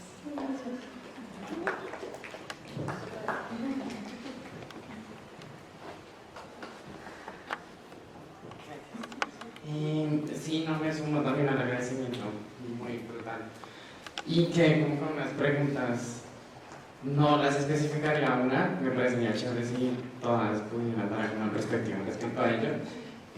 Primero un poco, bueno, habitamos la ciudad, ¿no? Habitamos la ciudad, el cuerpo no, es una relación dialógica, pero también, no sé si han abordado un poco como cuerpo, género y ciudad, que es muy distinto a cómo nos han enseñado a habitar la ciudad, o cómo habitan la ciudad las cuerpos feminizadas, de qué manera, a qué horas, cómo caminan, con qué sentidos, todo el tiempo. Pues en mi caso, como que hay que estar con los ojos bien abiertos, todo el tiempo escuchando. Si voy en la calle no voy con audífonos por si me gritan alguna vaina, todo el tiempo volteando a mirar. Como hay relaciones muy específicas también que pasan por los sentidos, que se relacionan específicamente al género. También en esa otra, pues la raza y la clase, ¿no? Entonces también como estos sistemas pues, de opresión, cómo también condicionan el cuerpo y cómo han condicionado el cuerpo históricamente, y las cuerpas, en este caso, como en mi pregunta, las cuerpas feminizadas. Entonces es como, pues hace una pregunta como si lo han podido abordar, y si sí, pues que reflexión tienen frente a ella. Porque yo siento, o bueno, creo que ya hay un manual o unas instrucciones para las cuerpas subalternizadas o cuerpas otras que habitan la ciudad, ¿no? En mi caso, pues también como el trans y todo esto, ya hay unas maneras muy específicas de habitar la ciudad que ya están dadas, están premeditadas, están premediadas por un montón de cosas, por la noche, por la oscuridad, por un montón de cosas que siguen pasando, por los, bueno, no diría vicios, pero también el consumo de otras cosas, cómo cambia eso, ¿no? Como que ahí se empiezan a desglosar un montón de otras preguntas. Y la otra sobre las huellas. Y es como, claro, hay huellas bueno, en la arquitectura, en la performance, en el habitar la ciudad, que eran unas huellas en el espacio, pero también me pregunto como, ¿y qué huellas quedan en las cuerpas después de habitar los espacios o al llegar a la casa? O en mi caso también es como una cosa de salir a la calle, implica toda una preparación, y al volver es como un me solté, ¿no? Como respiro, suelto y ya como dejo de performar una cosa muy específica en la calle que toca performar. Entonces como que dejo de performar una cosa muy específica y como que ahí bajo y ya es como, bueno, otro espacio. Que entonces ahí va lo tercero y es lo privado y lo público, ¿no? Entonces estos espacios que se... bueno, no, antes de eso como igual espacio que la calle, pues creo que me parece interesante si lo empezamos a problematizar un poco como... Yo también lo entiendo como un espacio común, pero no creo que sea un espacio común. Y no está dado como un espacio común, no está dado para todo el mundo, no está dado para las personas con capacidades distintas, no hay rampas, no hay señalizaciones, los semáforos, para las personas ciegas, ¿no? Como que hay un montón también en otras cuerpas que no está dado y que pues es como ese punto también ahí de no presuponer, en general en la academia, como no presuponer que este espacio es un espacio común y que es un espacio que habitamos todos, ¿por qué no?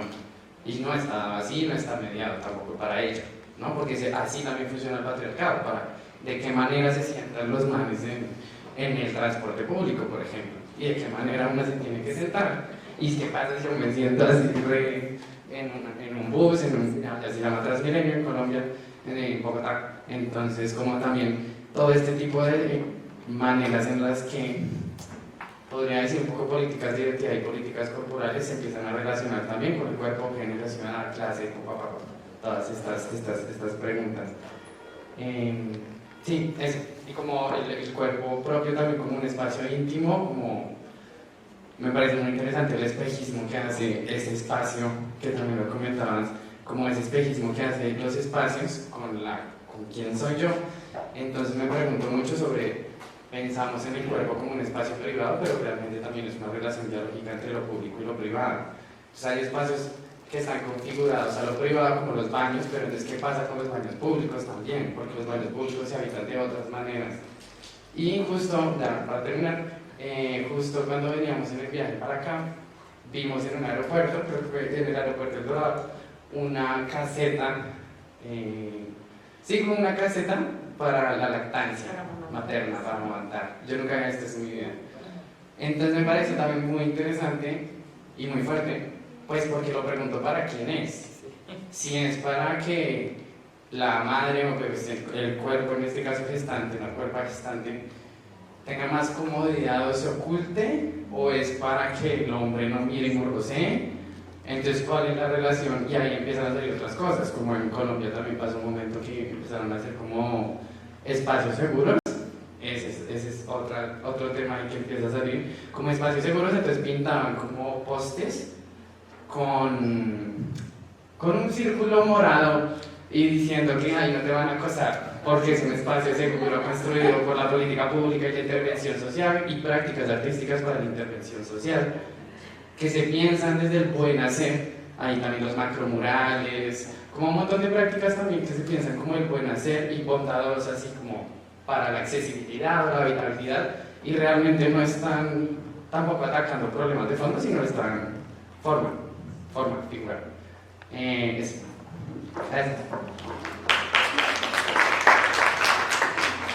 A ver, yo quiero responder a eso y voy a responder quizás desde un lugar distinto del que tú podrías plantear la reflexión, porque pues nada más puedo hablar desde mi propia experiencia, ¿no? Desde mi propio saber.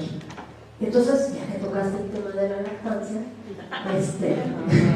no solo amamanté como 12 años, sino que mucho tiempo fui líder de la Liga de la Leche. O sea, son activistas que nos dedicamos a ayudar a mujeres que tienen dificultades para amamantar, que quieren amamantar, ¿no?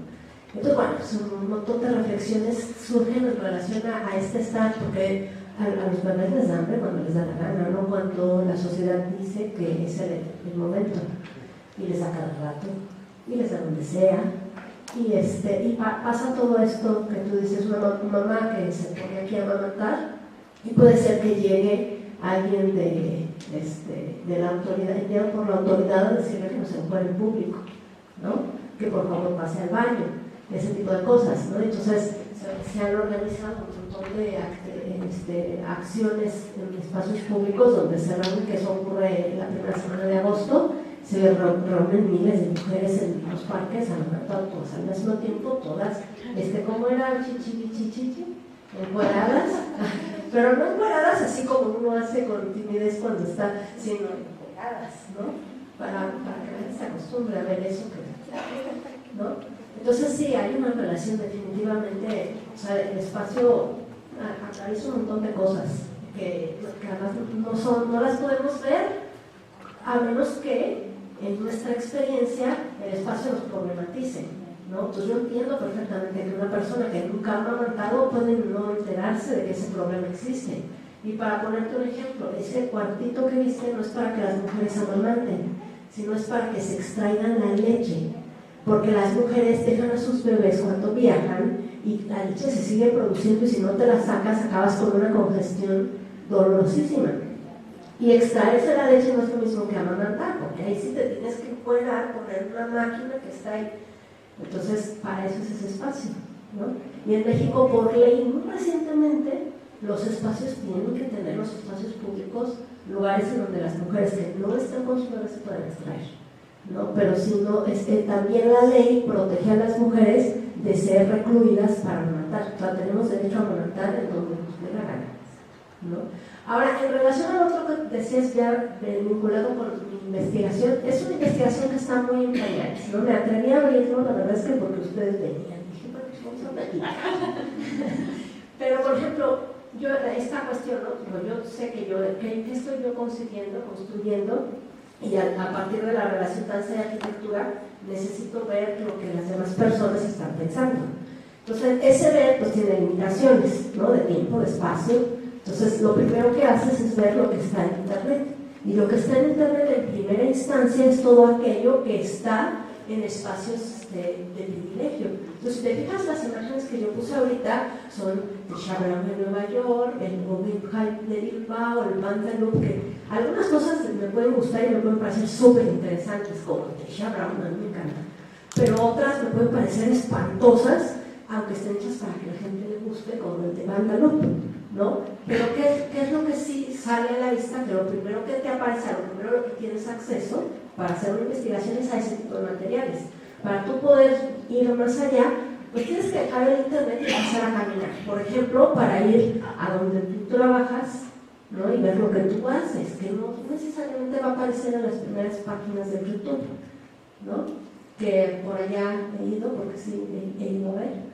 Entonces hay que hacer otra clase de investigación que necesita de otro tipo de recursos, porque los que son inmediatos ocultan muchas realidades que están ahí, que son súper interesantes y que hay que entrar a meterse por parte de quienes hacemos investigación. Y a mí, yo soy artista, y cuando yo bailo, yo no sé qué estoy haciendo, ¿no? Entonces, por eso no me gusta ir a preguntarle a los artistas qué hacen, sino me gusta ir a ver qué es lo que están haciendo y yo tratar de investigar qué es lo que están pensando, qué es lo que está sucediendo, ¿no? Entonces, bueno, en ese sentido habría que caminar para que esta investigación realmente pueda dar cuenta de lo que tú estás planteando.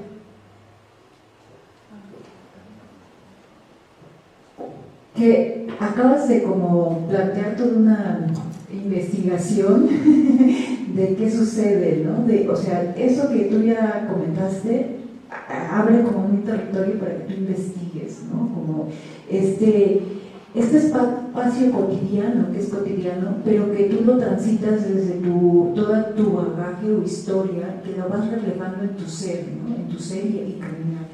El espacio público es un espacio para transitarlo, ¿no? O hay espacios también como el que hablamos del mercado, y que hay diferentes tipos de niveles de mercados, ¿no? O sea, está el que es de la gente que llega con sus productos, ¿no? El trueque que anteriormente se daba, que todavía se da en algunos lugares de Chiapas, ¿no? Que van con sus mercancías desde lejos. Pero justo la mirada del otro, ¿no? Ahí nos enfrentamos hay una ley que dice que siempre, cuando vas a la Ciudad de México, siempre alguien te va a observar o te está observando, ¿no? Entonces, es también un espacio de peligro, un espacio de la mirada del otro, pero justo esas miradas que dependen de la otra persona, no dependen de ti. O sea, no podemos decir me está viendo lascivamente, porque pues realmente no sabemos, ¿no? Todos nos miramos los unos a los otros, y no es un pecado, un delito que nos observen, ¿no? Y de hecho, cuando nosotros enfrentamos lo que tú dices, ¿no? Es un viaje el salir y llegar a mi casa y estar como en otro espacio donde ya puedo estar relajado. Ese viaje es, sabemos que como yo a la hora de decidir, que para mí es como un performance, o sea, tú decides, justo como lo menciona Bartlett, de performance a la hora de pertenecer a, y pertenecer a implica que yo me muestro a los otros con esa pertenencia a. Y eso pues ya es toda una concepción en donde me parece que como artistas sabemos, sí, todos somos artistas, pero al final de cuentas nos posesionamos del ser artista, ¿no? Por ejemplo.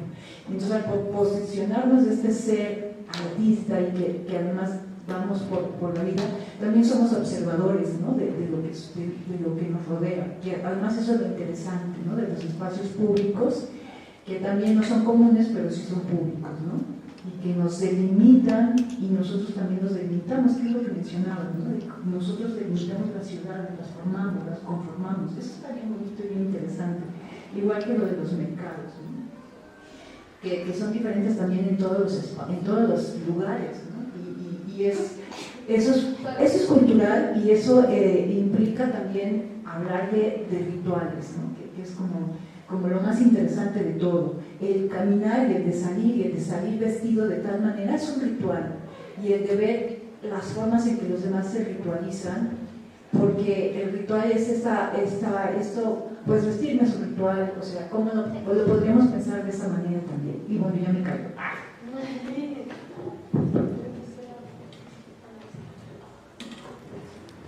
Bueno, muchas gracias por ¿cuál es tu nombre? Gabriela. Gabriela, muchas gracias, porque me dan ganas de quedarme conversando mucho rato. Sí, eso. Es que todo lo que planteas, yo creo que también seguimos teniendo esas preguntas. Desde ahí igual, la ciudad se conformó desde una visión patriarcal, capitalista, para un hombre hetero, probablemente europeo, de 1,80 m, productivo, probablemente entre 30 y 45 años. Entonces, la ciudad en ese sentido es súper estática, o sea, como que es muy difícil volver a transformarla, y lo que ha hecho también la perspectiva feminista del urbanismo es un poco eso, ¿no? Cuestionar que en el fondo no solamente hay hombres en la ciudad habitando, que se mueven de un punto A a un punto B, que es como de su casa al trabajo, del trabajo a la casa, sino que también hay mujeres que entre la casa y el trabajo van a dejar a una hija, van a cuidar a una persona, tienen que ir a hacer las compras al supermercado. Entonces esas visiones que obviamente son, ahora digamos que no vamos a concebirnos desde una perspectiva binaria, pero desde ahí se empezaron a ampliar las visiones a cómo entonces entendemos que la ciudad tiene que estar diseñada para todas las personas y que todas las personas pueden gozar de las mismas, lo que la ciudad entrega, ¿no? Por eso también me gusta mucho que mencione la perspectiva inclusiva. Asumimos que todas las personas pueden caminar, asumimos que todas las personas pueden caminar en una vereda de 60 centímetros, asumimos que todas las personas pueden mirar, que es lo que mencionaba Lía. La ciudad está construida primando la visión, pero hay tantas otras maneras de percibirla. Entonces, por eso también a nosotras nos gusta mucho esto de percibirla desde lo sensible, pero ampliar esa perspectiva, porque de esa manera todas las personas, no en igualdad de condiciones, sino que entendiendo esa diversidad podríamos habitar la ciudad.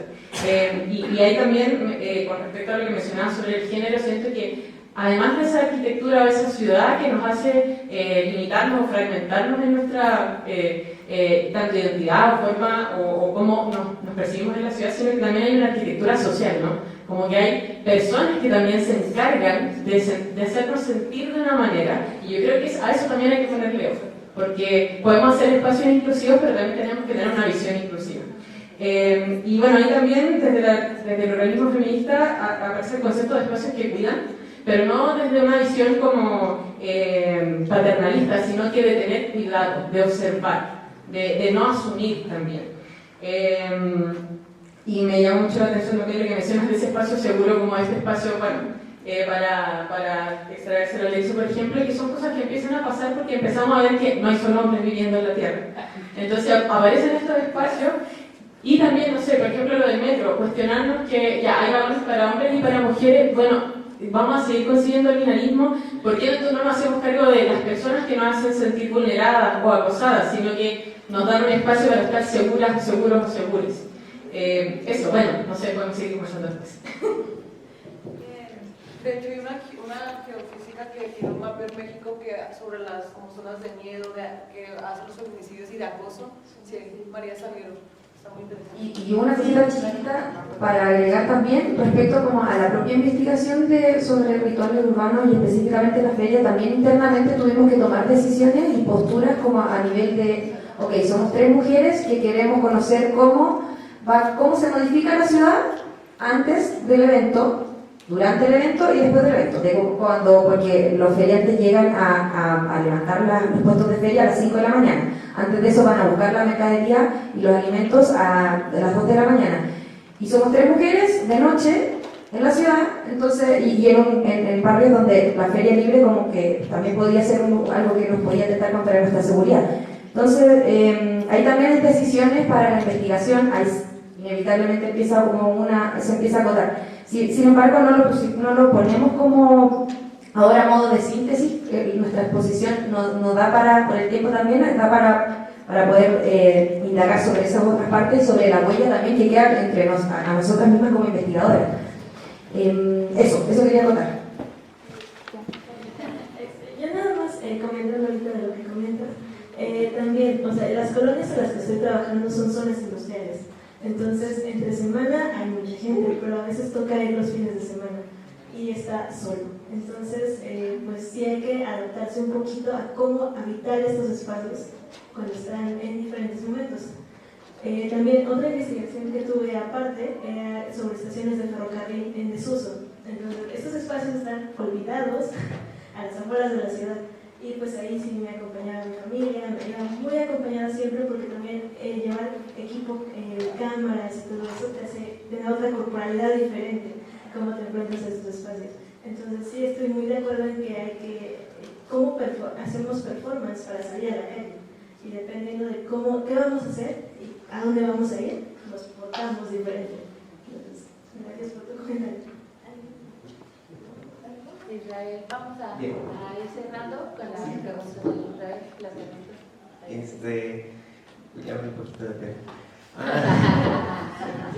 Porque muchas cosas que venían en la mente han estado ya ahorita con las respuestas circulando, porque Pero a ver, voy a ver si tratando de no ser como demasiado simplista, porque sé que es mucho más complejo, pero me preguntaba cómo, por un lado, cómo no desde esta intención de lo artístico no instrumentalizar ciertas condiciones de la vida misma, que no solamente desde las personas o del ciudadano en común, sino de artistas como ciudadanos del medio. Creo que ayer Monchi lo mencionó en su ponencia, ¿no? El artista como ciudadano, porque por ejemplo, habemos artistas que llegamos a la calle a trabajar un poquito porque, o no un poquito, sino bastante, porque la misma arquitectura institucional nos replegó a la calle, porque tú quieres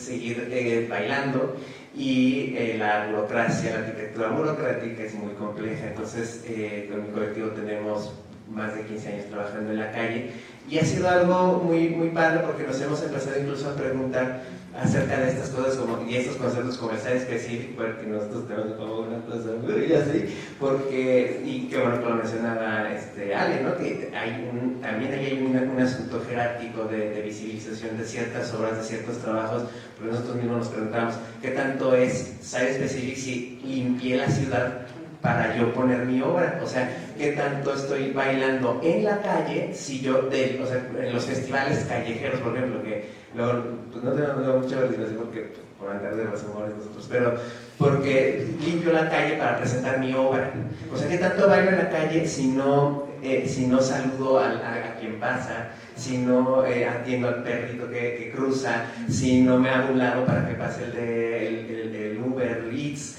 en su bicicleta, o todo ese tipo de cosas, ¿no? Entonces, ¿cómo no instrumentalizar esos hechos, ¿no? Para yo colocarme como en una postura artística, ¿no? Y por otro lado, o sea, me preguntaba como si compartimos un poco de eso. Y lo otro es acerca justo de lo de habitar la ciudad y todo eso. ¿Qué tanto han llegado a preguntarse acerca de cómo la ciudad, a partir de que está hecha, justo en un texto de Steve Paxton hablaba de que él se preguntaba, ¿no? Cómo la ciudad está hecha para hombres en edad productiva y bla, bla, bla, y que además están hechas actualmente pues yo observo dos cosas, están hechas para los automóviles, o sea, están hechas para los automóviles, ¿no? El peatón tiene que cruzar en cierto lugar, y los puentes son para cruzar en cierto lugar, además están hechos para que lo puedan utilizar cierto tipo de cuerpos, y todo está hecho en realidad a que el automovilista no se siente incómodo de que hay gente caminando, o sea, como no sé cómo está esa situación, pero la ciudad está hecha muy, muy, muy así. Y luego, además, por otro lado, Sergio y yo tenemos la fortuna de vivir en el centro de la ciudad. Digo la fortuna porque es bien bonito el centro de la ciudad de Morelia, y a un costo muy bajo, o sea, porque ahorita el asunto de la gentrificación está terrible. Entonces, no solamente nuestro barrio se ha ido despoblando en las noches pues porque la noche es la noche, sino porque además todas las casas se han ido convirtiendo en Airbnbs. Entonces, por una parte, ya no hay el cuidado de la calle, porque la gente que va solo va por 3 días, 4 días y no va a cuidar su calle, sino que además se quedan las casas desocupadas por periodos bastante largos muchas veces, y entonces de repente no tenemos mucho vecino porque son Airbnbs, o bien porque además se va convirtiendo en un asunto del estatus de venderle al gringo, y con gringo también quiero decir europeos, jubilados que van a pagar en dólares las casas. Entonces cada vez el centro es menos, la gente pues aquí local tenemos menos oportunidad de vivir en el centro de la ciudad, y todo además empieza a acomodar para que los gringos estén cómodos en la ciudad, ¿no? Entonces tiene sus ventajas, porque bueno, hemos evitado que ciertos bares hayan abierto cerca de nuestro barrio, porque como hay unas gringas de tercera edad, pues se quejaron y así les hicieron caso para que no se abrieran estos bares. Pero tiene otras desventajas, que entonces ahora una ciudad o bueno, un barrio para ese tipo de personas. Entonces no sé si eso también ha pasado ahí. Pues,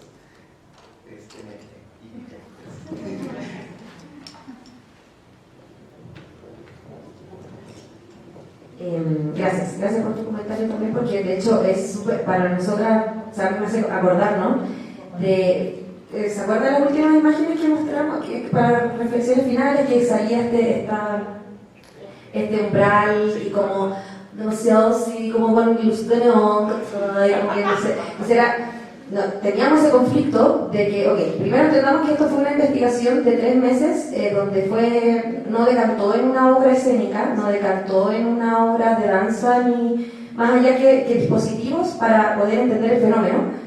Y ese fue un dispositivo, y después también era como, ¿cómo no nos ponemos desde una vereda que acogemos elementos estéticos, que como decía Van, pero que nos distancia y nos pone en un resultado y en de alguna vereda que no sé, por ejemplo, ¿cómo podríamos ir nosotras a interactuar con el fenómeno en sí y diciéndoles, nosotros estamos haciendo una feria, pero con todo como que empieza a ser como medio burdo, se pierde el fondo, el contenido, o no sé, como incluso el peso que podemos dar. Sin embargo, por otro lado, también nos seduce en términos de colores, de luces, de cuerpo, también levantamos mucho material respecto de eso. Entonces, ahí, como fue una investigación, no nos hemos hecho cargo de la parte de cómo llevar eso a una obra, por ejemplo. Simplemente nos ha levantado preguntas y nos ha servido para poder también posicionarnos como creadoras y creadoras escénicas de ser respetuosas también con el fenómeno. Cuando tú hablabas de esto de cómo instrumentalizar el cotidiano, instrumentalizar el fenómeno, instrumentalizar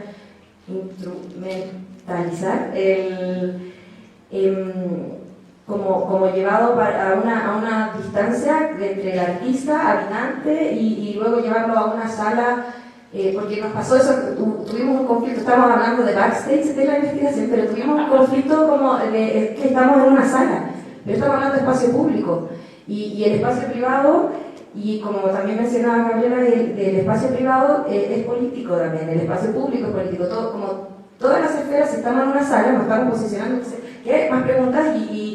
Y eso creemos que es lo bonito de también poder trabajar con otras disciplinas, ¿no? Desde la arquitectura, ¿no? Levantar preguntas para poder seguir cuestionándonos y compartiendo también cosas que hacen que tu comentario de Gabriela nos hace a nosotras también hacernos cargo y llevarnos para la casa, cómo nos posicionamos, nos mostramos como también de posturas políticas, éticas, morales. Eso, como...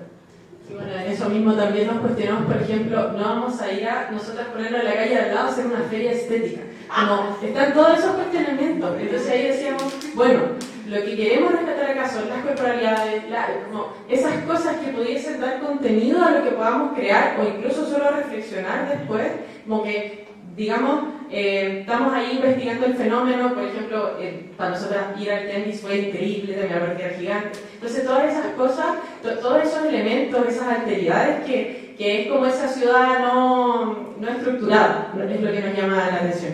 Y con respecto también a lo que mencionaba sobre la ciudad diseñada para los autos, hay una investigadora chilena que se llama Paula Girón, ella es urbanista también, arquitecta urbanista, urbanista, no arquitecta, y ella menciona cómo la ciudad está fragmentada y cómo nosotros tenemos que surcirla, tenemos que hilarla a través de nuestras capacidades, o sea, ya sea que tengo que bajar un escalón muy largo y no me da, o soy una persona mayor y no tengo una movilidad como que todas esas cosas las tenemos que resolver como cuerpos. Entonces también hay que reflexionar en torno a eso, como la fragmentación de la ciudad y que nosotros hilamos lo que no está resuelto por la ciudad.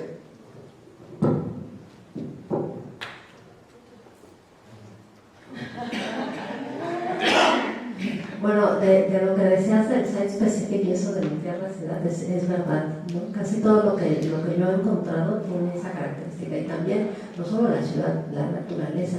Casi todas estas obras son obras en las que el viento no pasa, la lluvia no cae. Digo, yo que más que bailar en la ciudad, bailo en el río, en el lago, ¿no? No siento si sobra el viento, aquí si se levanta el polvo, y aquí yo estoy con una cámara y ya está lloviendo, ¿no? Entonces saca el paraguas.